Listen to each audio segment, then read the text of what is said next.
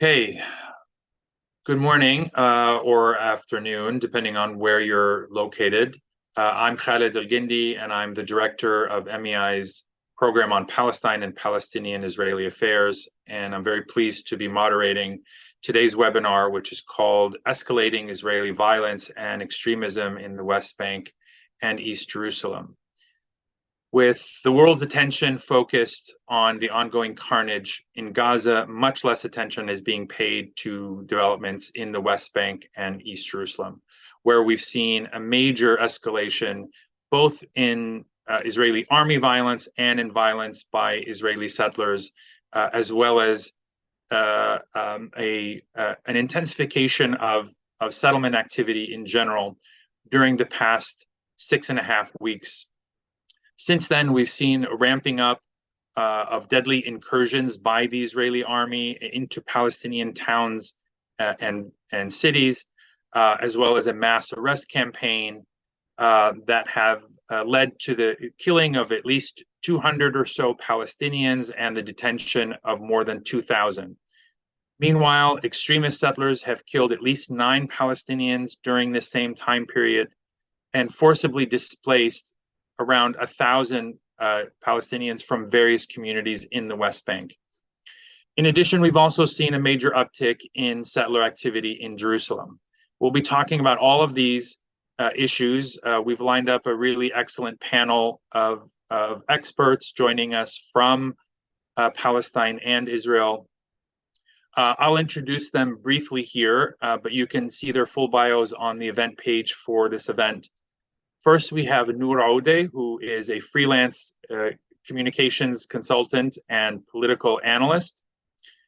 Next, we have Danny Seideman, who's a Jerusalem-based attorney and founder of the NGO Terrestrial Jerusalem. And Yehuda Shaul, who is founder of OFEC, the Israeli Center for Public Affairs. I'll start off the discussion with some questions of my own to each of the panelists, and then towards the end, we'll open it up to questions from the audience. Please submit your questions using the Q&A function at the bottom of your screen, and I'll try to work them in to the discussion as much as possible. So with that, let's go ahead and begin. Noor, I'd like to come to you first, and before we delve into the specific events and conditions on the ground, I'd like if you could give us a sense of the public mood right now among Palestinians. We're now in day 46 or 47, I've lost count, of this horrific war in Gaza. What has been, what sort of responses have we seen from Palestinians, ordinary Palestinians, as well as the Palestinian leadership since October 7th?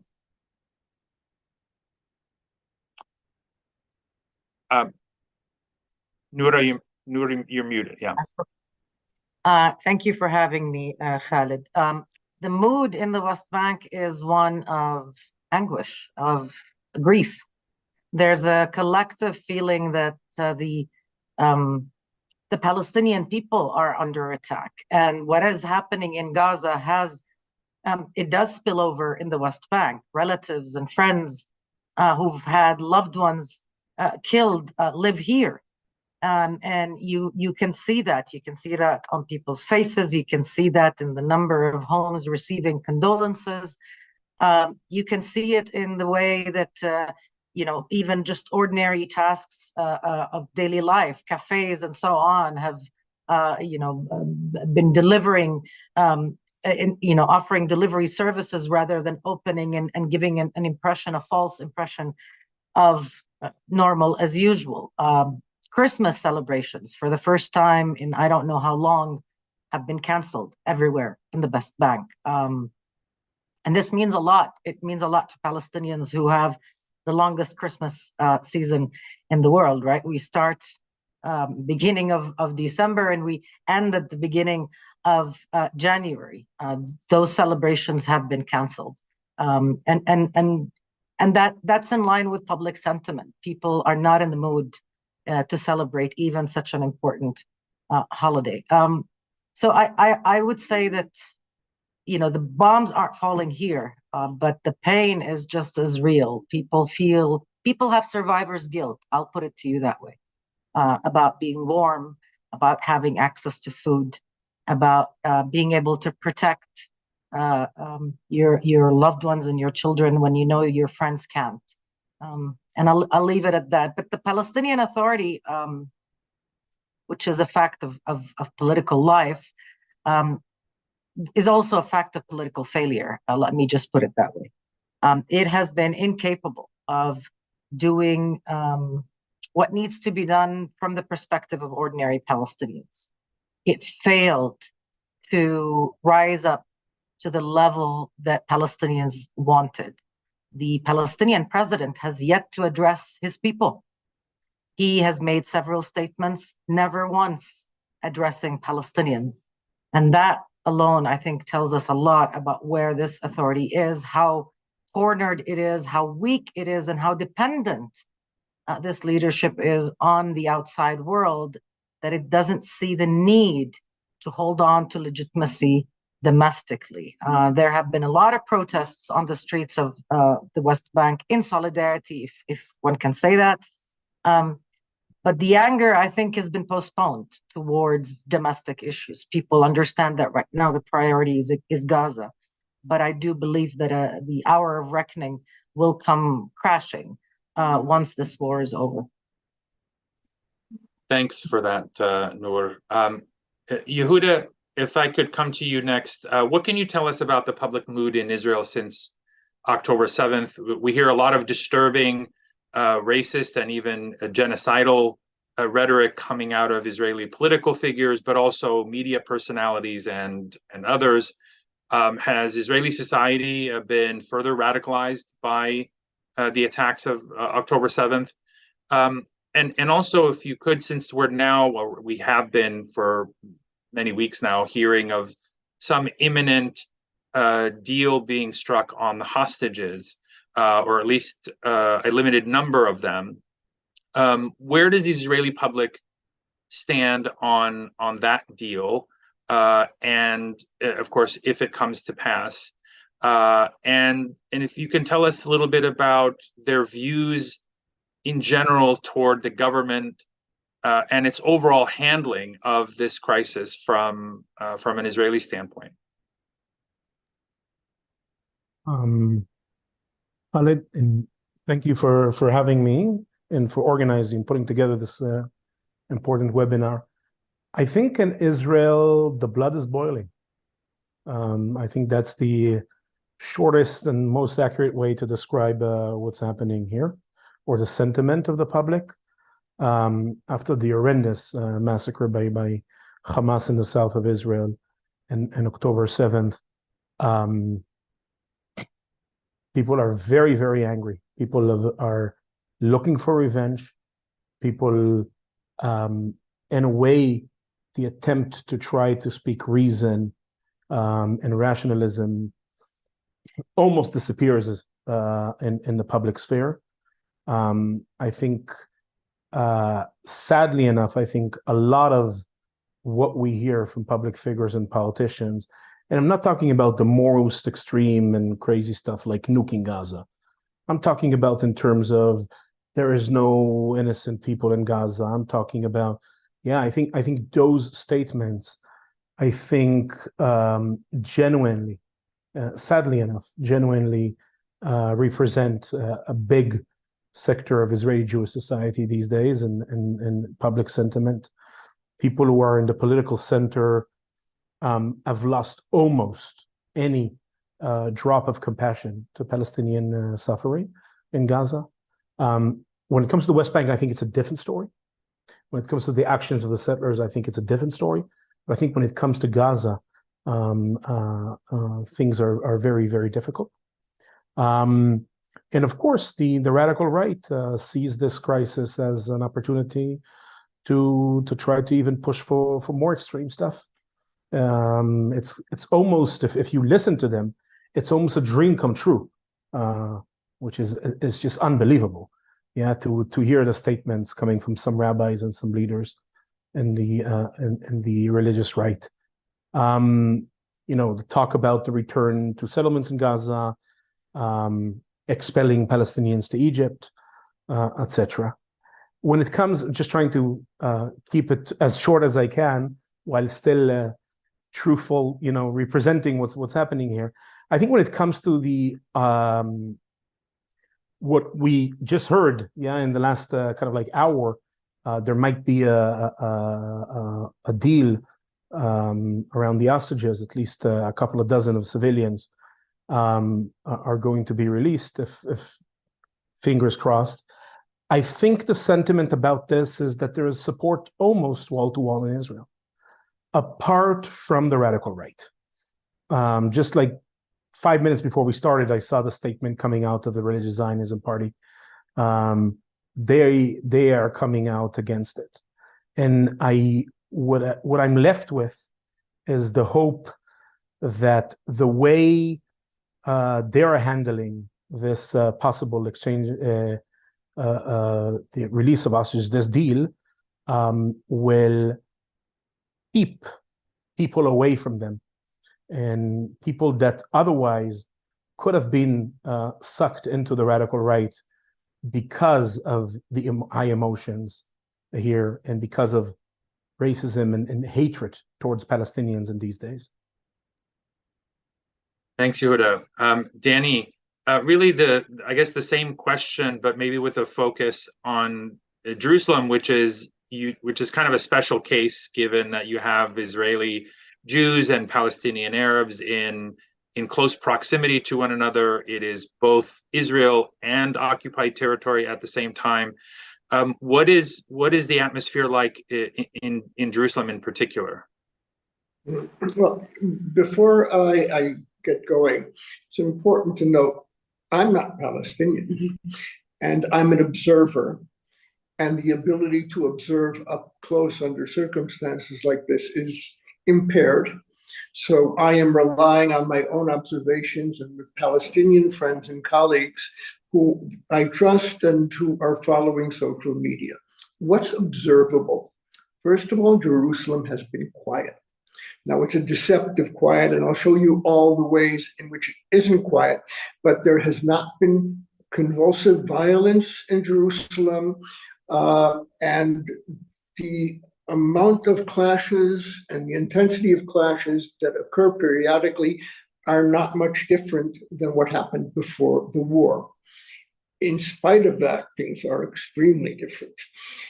Secondly, there's no settler violence, except a couple of incidents of rock throwing on the first couple of days, which is quite remarkable because there is, as you know, an interface. One of the things that was getting a lot of attention before the outbreak of the war was a hate crime against Christians. It stopped, okay?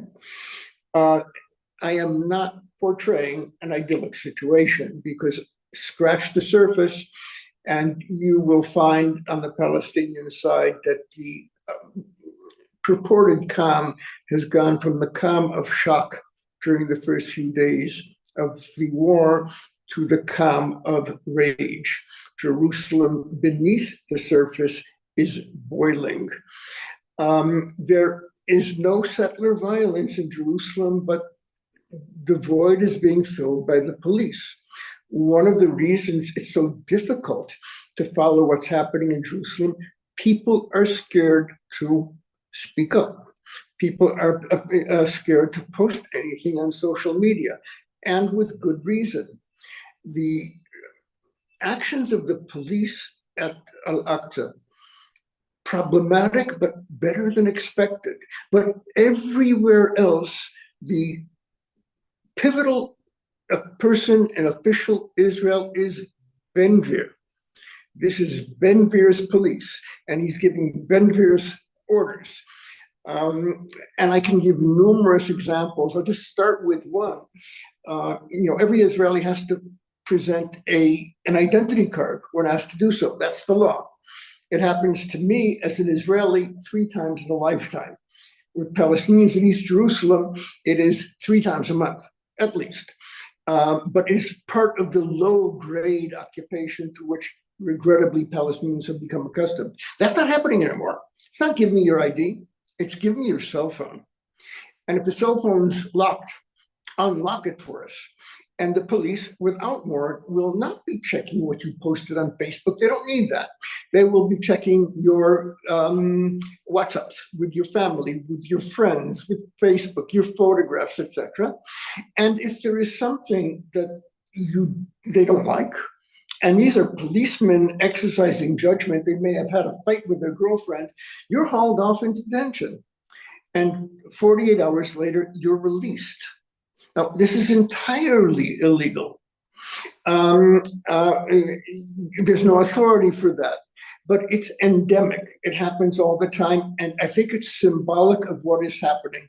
There is no safe space for Palestinians in East Jerusalem. People are staying home. And I'll conclude with this. The most observable phenomenon is the streets are pretty empty. People are staying home on both sides of town. It's partially on the Israeli side, the mood, and not all businesses are working and people are concerned about their loved ones. Jerusalem, by the way, is the one area in Israel which is basically rocket-proof. There have been no rockets fired at Jerusalem, nor is it likely that there will be. On the Palestinian side, people are afraid to go to work. There are more than 40,000 Palestinians in East Jerusalem who work in West Jerusalem or in Israel, and they live from paycheck to paycheck, and they're not going to work.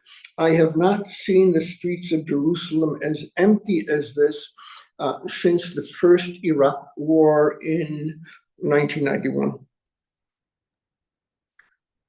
Thanks, thanks, Danny.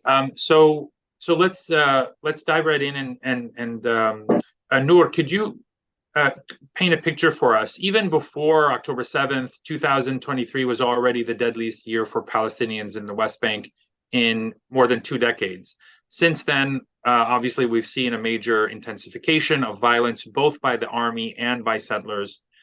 Paint a picture for us, if you could, on what's been happening on the ground, where primarily these things are happening, and specifically what the army and settlers have been doing since October 7th, and what's been the motivation as you see it.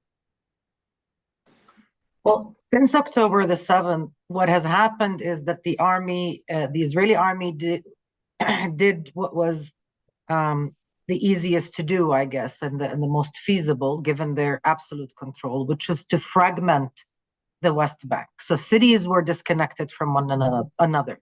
If you live in Nablus and you work in Ramallah, you had to make a very serious calculation of whether the trip is safe to make or whether it's feasible or practical. If you can make it in the morning, would you be able to go back home in the afternoon? So that happened immediately. What happened immediately as well is that the crossing with Jordan was closed. And people who wanted to come home were stuck. And it's not so much that people wanted to leave. There's an overall drive among Palestinians. When things get really bad, more people want to come in rather than go out. You might be surprised to know that there are hundreds now at Al Arish in Egypt waiting to cross back into Gaza. They've been waiting since the first day of the war. So the same thing kind of happened in Jordan as well. And then slowly the Israelis allowed the crossing to work. The first 2 to 3 weeks, the hours were unpredictable. They were very restricted. They restricted the numbers. Basically, they reminded every Palestinian from all walks of life who's in absolute control of everything. The shelves on the supermarkets were impacted because the so-called commercial crossings were also disrupted. The movement from one place to another was curtailed. And concurrent with that were Israeli settlers attacking Palestinian cars, Palestinian communities, Palestinian villages at all hours and in different in different locations. So the sense that everybody was under attack was immediate. Schools went online for the first week because many of the kids, especially those in public schools, have to walk from their villages to schools, and so this becomes a dangerous endeavor. Universities until now have gone to online schooling because it's just too risky to have these young men and women making those trips. They're already a prime target. And many people in the private sector and in the public sector have had to adjust. Some have simply not gone to work because they can't make the trip, and some have, made arrangements with their ministries or with their places of work to kind of work out of home. But that sense of everybody's in danger, everybody's under attack, the knowledge that you can be stopped and your phones could be checked is ever present. People are still posting, I think, on social media in the West Bank, quite concerned still because a large number of activists and community leaders have been detained. 31 journalists have been detained as well because of the same reasons. But it's also the sense that that you're fair game, that you have no right to anything, including your privacy. So in a traditional culture like ours, where girls might be wearing hijab and might have private pictures, all of your routines have to change. You have to take extra measures to make sure that your phones are clean because you don't want to have that all exposed. And that only adds to the tension. And that only adds to the feeling that a confrontation is not something that you're looking for, but it is happening. And with Israeli raids happening, military raids happening all the time, the feeling, the atmosphere, the dynamics are of war, not of your ordinary day under occupation, which is already not normal, but it's not that anymore. If you have a child, a son, especially who's in that 18 to 30 age group, you're worried. You don't want them to leave the city. You don't want them to leave the town. You don't want them to drive outside, not because they've done anything, but simply because you have no way of knowing what will happen to them. I can tell you as a mother, even before this war, I have had one too many arguments with my son about this. He used to call me paranoid. Now he knows he's not going to have a chance to even argue once he returns from university, because the danger is very real, and there's nothing we can do for them. Even lawyers aren't having access to the kids who are being detained. So nightmare maybe would be a good way to summarize it. Yeah, it sounds like it's a very severe version of martial law, even more so than usual. Yehuda, please, if you could help us flesh out the picture a little bit more, as someone who you spent years documenting and reporting on the situation in the West Bank, settler and soldier violence. Obviously, both of these have increased. We've even seen a kind, anecdotally, I've seen, because my wife's family is from Jenin, or from the Jenin area, we see almost gratuitous violence in a lot of cases where they're destroying monuments and kind of public spaces just for the sake of it. Give us your sense, based on what you've seen, of what's happening in the West Bank. Yeah, the destruction of monuments was also in Tulkarem and in other cities, from gates to refugee camps with the key, the famous symbol key, or statues of Yasser Arafat, etc. So, but I'd like to focus maybe on the two main things, because I think Noor covered I think rightly so, the issue of restrictions of movement more than anything. Kind of like took me back to the second Intifada. It's not as strict as those days, but but it's exactly that infrastructure of complete, absolute control and movement and implementation of complete fragmentation of the entire space that was designed in the Second Intifada that is activated now. But I think the two most important things that I'd like to talk about now, one is the issue of the olive harvest. We are exactly now in the season.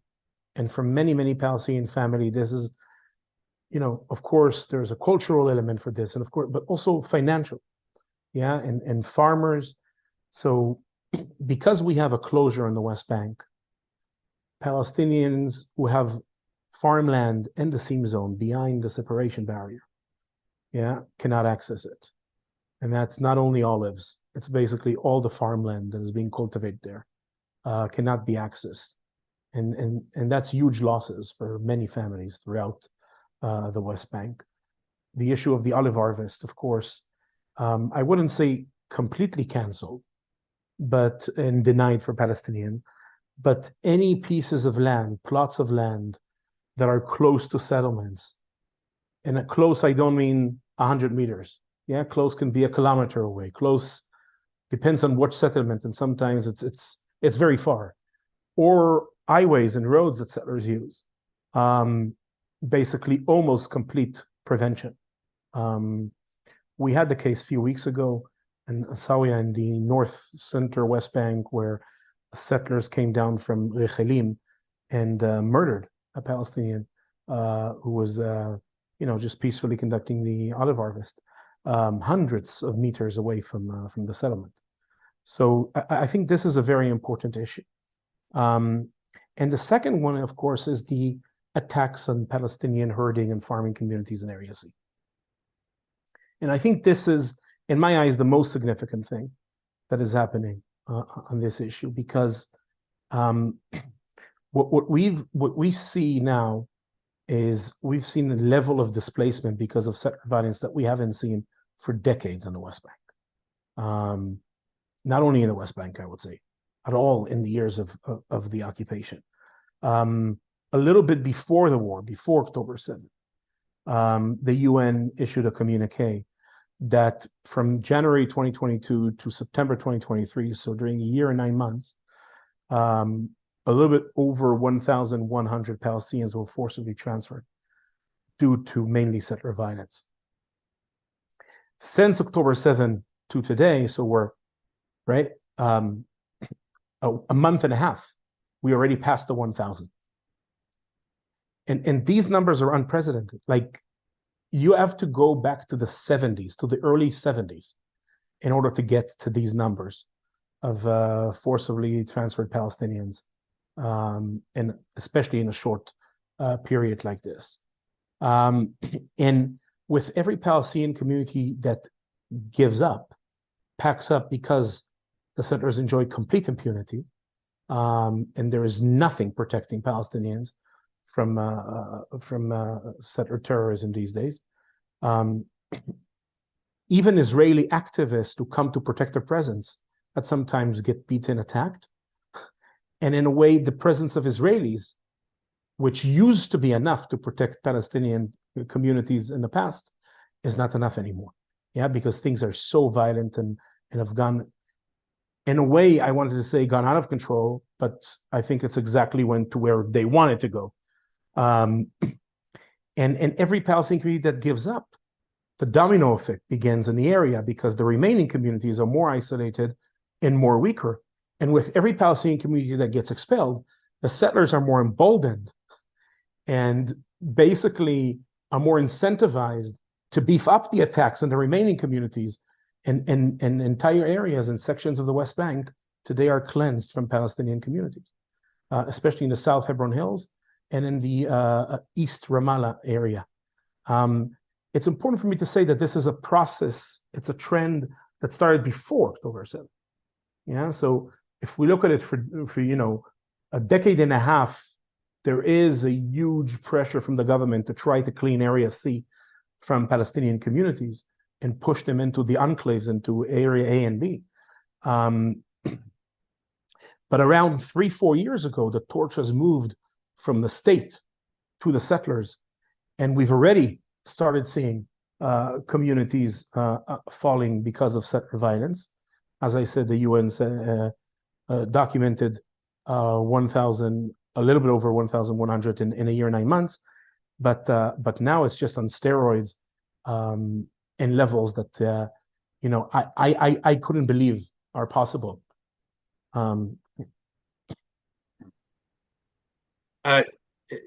Danny, tell us a little bit about what's happening in Jerusalem. I know you said it's oddly quiet, but we know last week that armed settlers backed by Israeli security forces attempted to seize control of lands belonging to the Armenian Patriarchate in the Old City's Armenian quarter, adjacent to the Jewish quarter. What is that about? And is this part of the is this an opportunistic move given events in Gaza?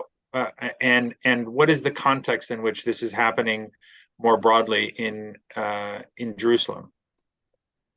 Well, let me begin with the context.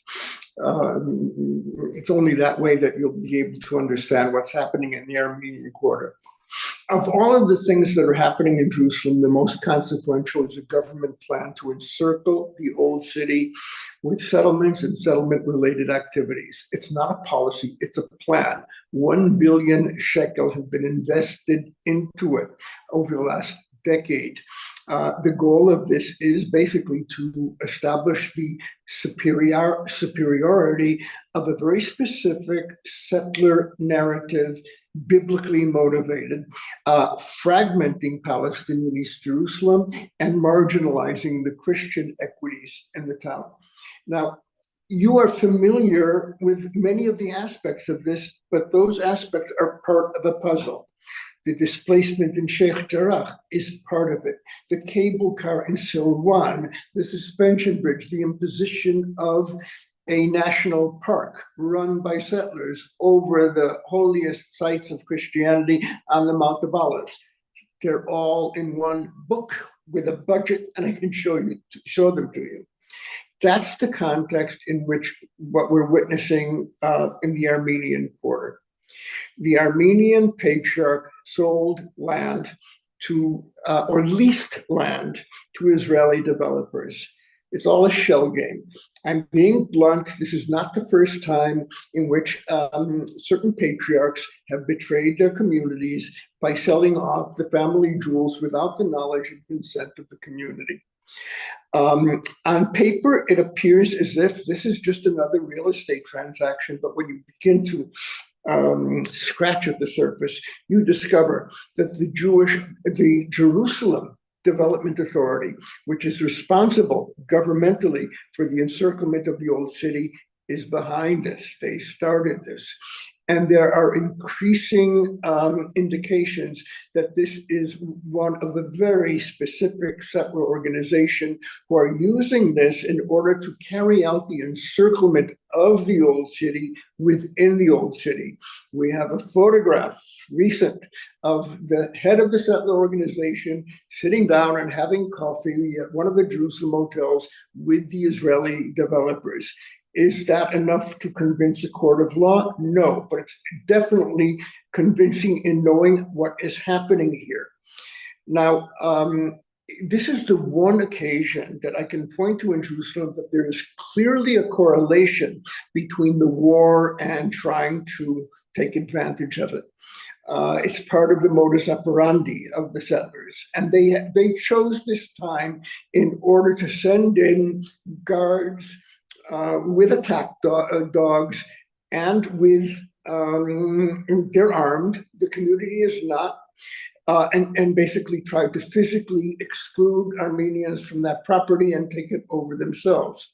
Not surprisingly, the police who have been doing the bidding of the settlers for many years took the side of the settlers and not the community. I have to say that this is a rare situation in a positive sense. The community, the Armenian community is tiny. It has deep roots, but it's very small and it's very vulnerable. And it's strategically located. And all of a sudden, this collapsed onto the community and they're decapitated. the head of the community is suspect. And there's been community organization that has been extremely effective so far. It takes an enormous amount of courage to do what they're doing. They're fortunate in having the support of the Armenian diaspora in the United States. But if there is a battleground in Jerusalem relating to occupation and protection of freedom of religion and the integrity of the city, the Armenian quarter is it. And I would urge all of your listeners just to extend these good people every support they can get, because they're at the forefront of challenging occupation. Thanks, Danny. Noor, I want to come back to you. You mentioned that the PA's response has been completely ineffective, but I want to ask you to flesh that out a little bit for us. Is there anything that the PA could be doing that it isn't doing? We heard a few months back that the PA had cut off security cooperation with the Israeli side. Is that still the case, or have they kind of quietly resumed it? And then also, if you could touch on an important issue that's speaks right to the very existence of the PA, and that is these tax transfers, these clearance revenues that are supposed to be transferred to the PA, and that make up, I think, close to 2/3 of the PA's budget, but haven't yet. What is the status of that? Well, thank you. I just briefly, I want to say that for ordinary Palestinians, there is increasingly very little distinction for them between the settlers, especially the armed groups, and the army. They see them as one and the same. And this is, to them, this is the 1947, 1948 story playing out all over again. And in many ways, I think they're struggling to kind of articulate that without sounding afraid, even domestically. But I think this is one of the dynamics that we need to watch out for, because I think that will have consequences later. Can you just unpack that for us? Okay. What do you mean by 1947-48 dynamic? Well, because even before the Nakba, or shortly, when the drive for the Nakba began, before the final push, what was happening is that there were very organized armed groups, armed Zionist militias, who had the lay of the land, right? They knew these where those villages were. They knew who the Mukhtar was, who the head of the village was. They knew what family was warring with what other family. And the way they pushed against those villages and the way they attacked those villages was quite systematic. On the other hand, the Palestinians, they were unarmed, defenseless, really quite unaware of that bigger picture that was happening, at least for the most part, and unable to defend themselves, right, in any meaningful manner. And in that sense, people feel that this is happening again because the settlers are organized. We know that they have even social media groups where they have access to information about Palestinians, access to our ID numbers, to our phone numbers, to our addresses. They publicize the phone numbers and addresses and ID numbers of activists that they believe should be eliminated or detained. And then they celebrate once that happens. We saw that with Ahed Tamimi, and we saw that with many activists and journalists. And so the feeling is that they are part of the machine, right? But they are militias, and they do attack these villages, and they're being successful in driving out communities. So that collective trauma, that collective memory of the Nakba is something that people are reliving. And that's why I say it will have consequences moving forward on this predominantly young society of ours. Look, the position it found itself in when the war broke out is a consequence of many, many missteps, right? So on 7th of October, there was very little the PA could do, practically speaking, because it had failed miserably to achieve anything meaningful towards unity, because it continued to be informed and controlled by the US veto on real national reconciliation, on including Hamas in the political scene. And B, because it wasn't interested in facing the nation. It wasn't interested in being judged by the voters, because it knew that it wasn't going to have the majority that it's used to having. Having said that, I think Mahmoud Abbas in particular had a choice to make, a historic choice to make on 7 October, which is to go down honorably. And he refused to take that route. He did not speak, not the first, not the second, not the 10th day. And I know some of the pressure on him internationally went as far as saying you must go out and condemn Hamas and condemn this and condemn the other, which he didn't do outright. Fine, but that's not enough when your people are being slaughtered in the hundreds, in the thousands, and you do not come out and talk to them, address them, mourn with them. That's not what a leader does. He doesn't hide. He doesn't talk about what's going on as if it's happening to a brotherly people. This is our flesh and blood that's being spilled on the streets in Gaza and under the buildings in Gaza. So he chose not to take the honorable role. That's, I think, what many Palestinians feel. He is talking about accountability. I know that the political or the legal dynamic is happening independent of all that political failing. But really, concretely on the ground, this PA is so weak, is so debilitated by everything that it's done to itself and that has been done to it, that there is very little it can do. The Americans aren't making that any easier because they're discussing what they want to happen in Gaza, what their vision is for Gaza. They're sending the, I just read before we went on, the Secretary of Energy, I think, to Tel Aviv to discuss reconstruction of Gaza by way of exploiting offshore gas in Gaza. This is a Palestinian natural resource. Its fate is being discussed between Tel Aviv and Washington, while Ramallah is on snooze. And that's, this is going to blow up, but not now. Because right now, the Palestinian dynamic and the Palestinian political tradition is you do not talk when the guns are blaring. But all of this is being, this is, boiling. This is adding. The PA refused to get the tax return money because Israel wanted to deduct the amount that would usually go to Gaza. And just to clarify for those who are listening to us who might not be aware of all the mazes of the Oslo Accords, the tax returns, this is Palestinian money. This is what Palestinian taxpayers pay for goods and other services. Israel collects that money on behalf of the Palestinians for a very hefty fee. So that this is not a charity that Israel does. They actually pay themselves to do that. And then they've given themselves the right, ever since 2011, to withhold that money as political punishment. And what the world has done is that it has allowed Israel to have that power. They've never confronted the Israelis on this.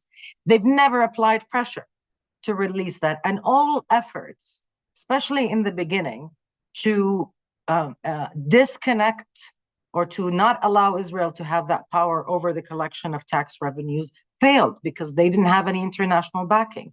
The whole system is rigged in a way so that Israel not only controls our movement and what products we consume and how many calories we have access to if we live in Gaza, but it's also whether we can actually function as a society, whether we can pay our bills, whether this government can give suppliers money or civil servants their salaries. And so civil servants who have not been paid a full salary in over 2 years, by the way, because of the chronic financial problems that resulted from Israel siphoning from these tax returns at will, have not been paid now. It's the 21st of the month, And the last time people got paid was at the beginning of October, shortly before the war.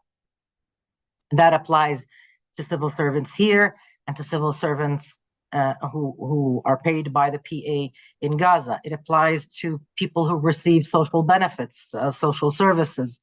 It applies to everybody. So the crisis is acute. And I think it is opportune for Netanyahu and his allies. Having a functional PA is not in their interest. And it kind of gives them leverage to dictate to this clique whatever they think they want to be done. It's not even a concern. What I'm sure of is that once this war is over, the cowboy politics of the Biden administration will be the boomerang it promises to be, not just in US elections, but also in developments on the ground. This PA cannot survive this war if it insists on remaining in its present form. It just won't survive it.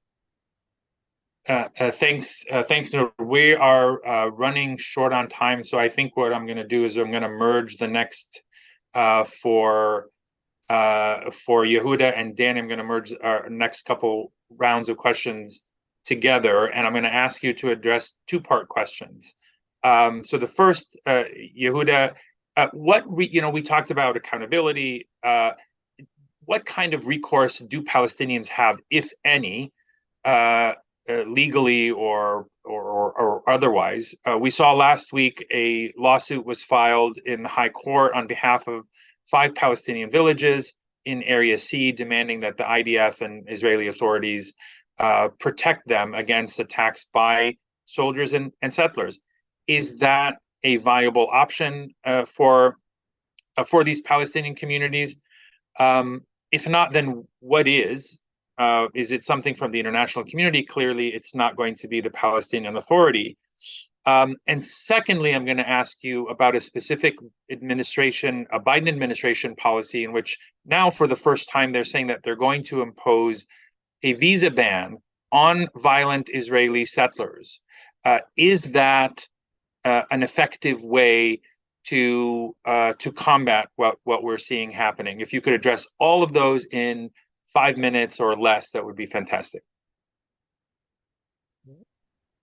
Look, I think in terms of the reality on the ground, it's important to go back a little and to say that the lack of law enforcement and settlers in the occupied territories in the West Bank didn't start today, not yesterday. It goes back almost to the first day of the occupation. And for decades, we've seen, we got used to see soldiers standing idly by while settlers are attacking Palestinians. And it's important for me to say, this is not a bug in the system. That's how the system is supposed to operate according to its rules. Okay, so if I go back to my time in the military during the Second Intifada, over here in Hebron, which is a place where settler violence is very common, our orders were, our job is to protect the settlers, not the Palestinians. If we see settlers attacking Palestinians, the best thing we can do is go on the radio, call our headquarters, ask them to call the Israeli civilian police. And maybe the best thing we can try to do is stand in between the settlers and the Palestinians, but we cannot touch the settlers. So that's, that's okay, quote unquote. Yeah, that's how the system is supposed to work. The army, which is the most present and available force on the ground in the West Bank, is not there to support, to protect the Palestinians. I think in the past few years, 3-4 years, we've seen kind of like a change there, where every once in a while we would have seen the soldiers not only accompanying settlers while they attack and doing nothing, but joining the attack every once in a while. And I think that's for different reasons, but the main 3 reasons to kind of like go through it quick is, first, in many cases, it's settlers who are soldiers, but are at that moment on a weekend leave or something like that. They're back in their settlement at home. The friends from the settlement are going to attack the nearby village. They take their gun, dress in uniform, half uniform, whatever, join and come. This is exactly what happened a few weeks ago near the settlement of Rechalim. It was a soldier, a settler, who was a soldier on his weekend leave, took his military-issued gun, and basically murdered a Palestinian. And by the way, apart from one settler who was who got an administrative detention order, as far as my knowledge goes, that settler from Rechalim is the only settler that was arrested since October 7th. And he was released after 5 days, even though he murdered a Palestinian. So just to, you know, get some perspective in terms of accountability and enforcement of law. The second reason to why soldiers are joining the settlers and attacking is that there are specific units in the IDF that are made mostly, if not all, from radical settlers.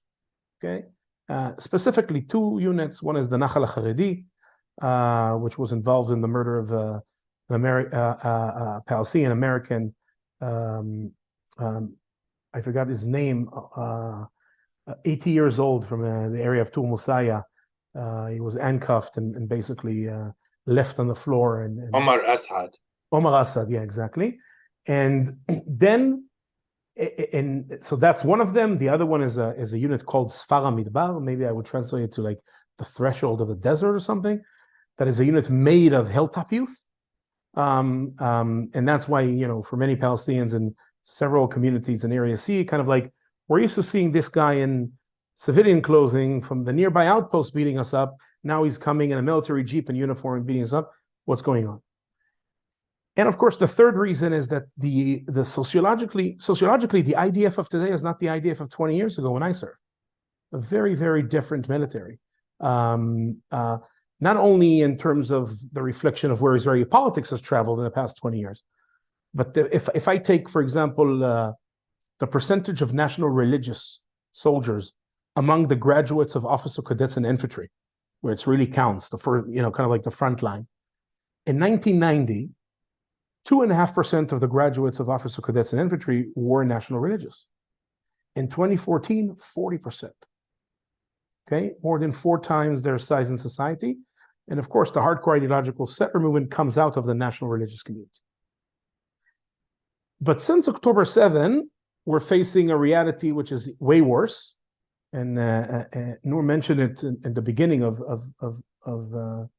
her talk in the last round, which is now the settlers are the army and the army is the settlers. And this is something to understand why we don't have law enforcement on settlers.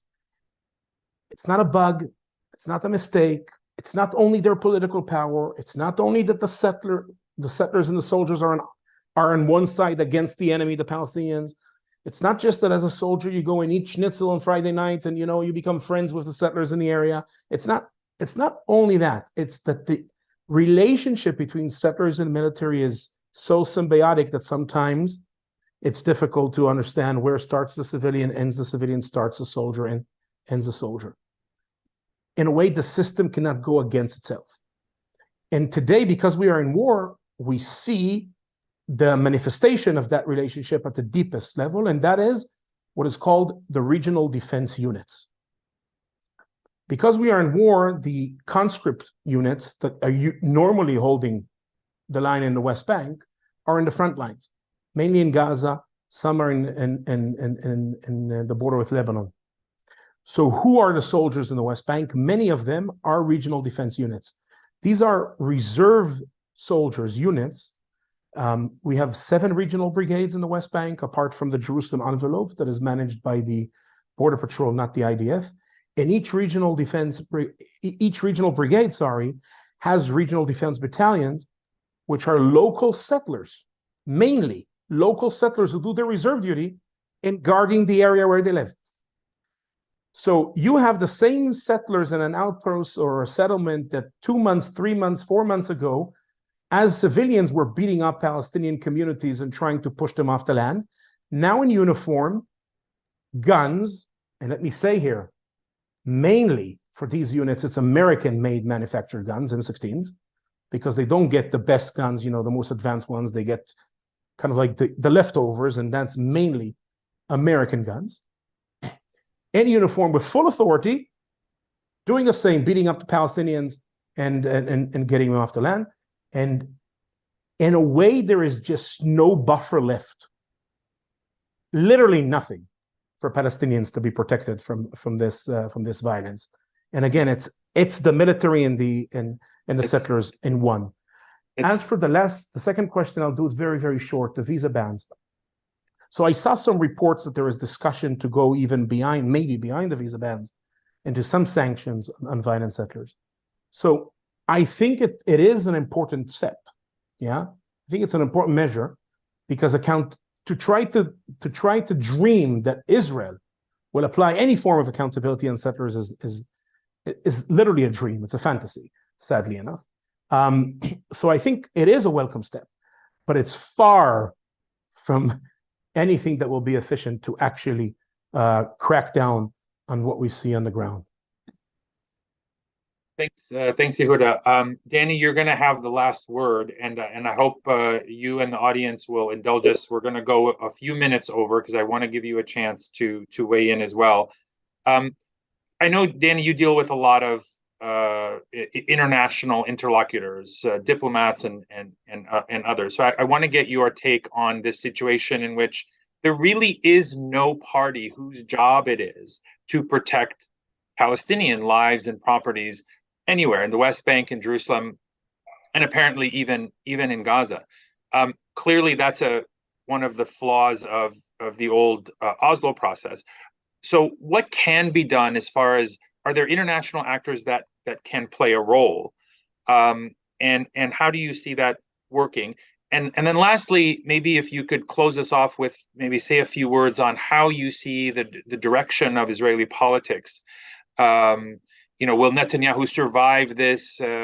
What sort of what's in store for the next Israeli government? But first, if you could tackle that first question about accountability and the role of the international community in 5 minutes. Okay, very, very quickly. You may have caught me looking down at my cell phone, which I've been doing because news comes in regularly. And during the course of this conversation, I've just learned about 2 new home demolitions. That comes on the heels of the school being shut down completely because somebody wrote some Hamas, the word Hamas, graffiti on a wall. The school's closed. I can go on and on. And the attention of the world is not here. It's understandably in Gaza. It's understandably on the northern border. Having said that, there is some room. We are going to be looking at a new architecture of the entire Middle East geopolitically after the war. We're seeing some signs of that. But I will be extremely blunt. How do I get attention of foreign ministers and senior officials? Your priority is to prevent a regional conflict. It scares them most. Many of my friends are talking about an atmosphere of the Cuban Missile Crisis or the August 1914, that the potential of this conflict spilling over and causing a major regional and perhaps global conflagration is there, and people are worried about it. My experience teaches me that what starts in Jerusalem doesn't stay in Jerusalem.